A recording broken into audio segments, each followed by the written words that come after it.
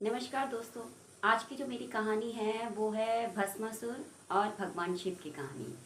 तो इसको मैं आपको कुछ नहीं बताऊंगी, आपको सिर्फ कहानी सुननी है। और रोज़ की तरह, हमेशा की तरह जो मेरा कमेंट रहता है कि कहानी सुनने के बाद मुझे कमेंट सेक्शन में ज़रूर बताइएगा कि आपको कैसी लगी। ठीक है, तो आपका ज़्यादा टाइम नहीं लूँगी मैं, जल्दी से कहानी शुरू करते हैं।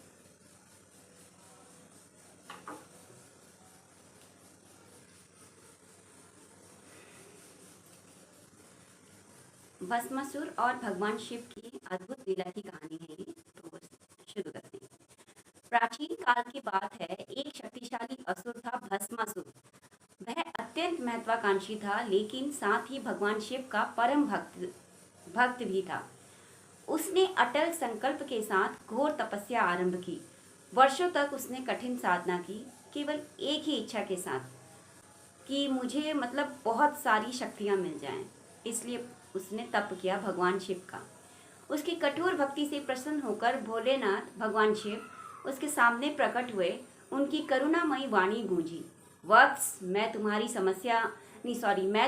तपस्या से प्रसन्न हूँ। मांगो, क्या वरदान चाहिए? भस्मासुर ने बड़ी चतुराई से कहा, प्रभु, मुझे ऐसा वरदान दीजिए कि मैं जिसके सिर पर हाथ रखूं वह तुरंत भस्म हो जाए।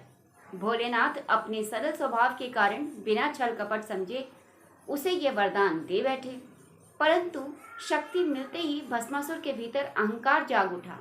उसने सोचा, क्यों ना सबसे पहले इसी वरदान को शिव पर ही आजमाया जाए। बस फिर क्या था, वह भगवान शिव की ओर बढ़ा। अपनी भूल समझते ही शिवजी अपनी भूल समझते ही शिवजी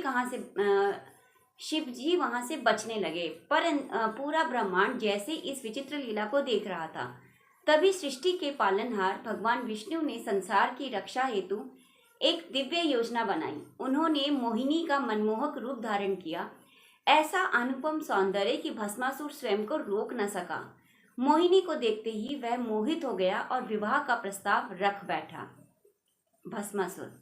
मोहिनी मुस्कुराई और बोली, मैं तुमसे विवाह अवश्य करूंगी, लेकिन पहले तुम्हें मेरे साथ नृत्य करना होगा, डांस करना होगा। यदि तुम मेरे हर कदम की सही नकल कर पाए तभी मैं तुम्हें स्वीकार करूंगी, ऐसा मोहिनी ने कहा। शादी की उसने ये शर्त रखी कि तुम्हें मेरे साथ डांस करना पड़ेगा, और अगर तुम जैसा मैं डांस करती हूँ वैसा सही डांस कर पाए तो हम शादी करेंगे। अहंकार में डूबा भस्मासुर तुरंत तैयार हो गया। नृत्य आरंभ हुआ। मोहिनी जैसे जैसे कदम बढ़ाती गई, भस्मासुर वैसा वैसा ही करता गया। कभी हाथ उठाना, कभी घुमाना, कभी झुकाना, कभी धीरे धीरे जैसा वो कर रही थी वैसा ही करता गया। धीरे धीरे धीरे मोहिनी ने अपना हाथ अपने सिर पर रखा, ऐसे करके। अब वो तो डांस कर रहा था, उसकी नकल कर रहा था, तो उसने भी अपना हाथ अपने सर पर रखा। भस्मासुर ने बिना सोचे समझे वही किया, अपना हाथ अपने ही सिर पर रख लिया। और जैसे ही उसका हाथ उसके सिर पर पड़ा, शिवजी के वरदान के प्रभाव से वह स्वयं ही भस्म होकर राख बन गया।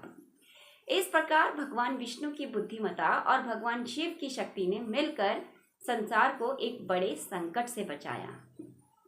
तो आपको इस कहानी से क्या शिक्षा मिलती है? बाय द वे मैं बता दूं कि हमें इस कहानी से क्या शिक्षा मिलती है। इस कहानी से हमें यह शिक्षा मिलती है कि शक्ति यदि विवेक के बिना हो तो विनाश निश्चित है।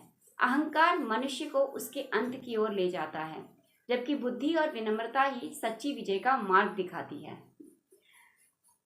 भस्मासुर, भगवान शिव, मोहिनी अवतार, और ये जो भी है, ये कहानी यहीं पे ख़त्म होती है इन सब की, और अहंकार का अंत हुआ, कहानी ख़त्म होती है। एंड आई होप कि आपको मेरी कहानी अच्छी लगी होगी। कहानी जैसी भी लगी आप मुझे कमेंट सेक्शन में ज़रूर बताइएगा। मिलते हैं बहुत जल्द एक नई कहानी के साथ। तब तक के लिए अपनी दोस्त सुषमा राणा को इजाज़त दीजिए। चलते हैं, मिलते हैं बहुत जल्द। Okay, tata, bye bye.